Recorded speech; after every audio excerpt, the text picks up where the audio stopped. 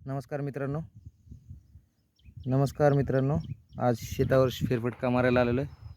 आज आंबा, लिंबू, जांभूळ या काही झाडांची लागवड केलेली आहे. सध्या पावसाचं वातावरण आहे, पण पाऊस अजून काही पडलेला नाही. पण आम्ही जो शेवगा लागवड केला होता त्याचे बियाणे रुजत आहेत आता आणि चांगले बिया फुटत आहेत. तर समाधानकारक वाटते. या बिया लवकरच आता 1-1, 1.5 फुट झाल्यानंतर वखरणी करणार आहोत. ते केल्यानंतर खरे रोप आपल्याला दिसतील. हे बघा, हे 2 बी आहेत.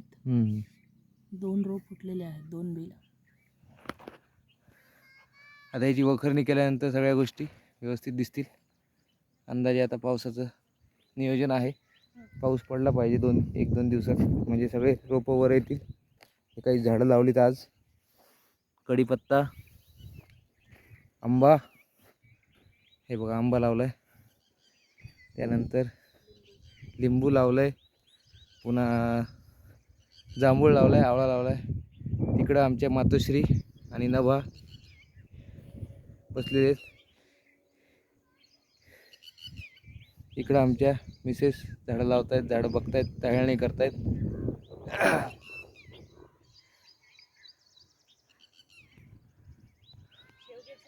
आम्ही शेवग्याचे रोपं आता लावतोय. सध्या अर्धा एकरमध्ये लावलेलं आहे. आता त्याच्यानंतर हा प्रयोग करतोय, त्याच्यानंतर पुढचा प्रयोग करू. प्रयोग सक्सेसफुल होईल असं वाटतंय. फक्त पावसानं साथ दिली पाहिजे, असं एवढं सांगायचं आहे. धन्यवाद. जय जवान, जय किसान, जय महाराष्ट्र.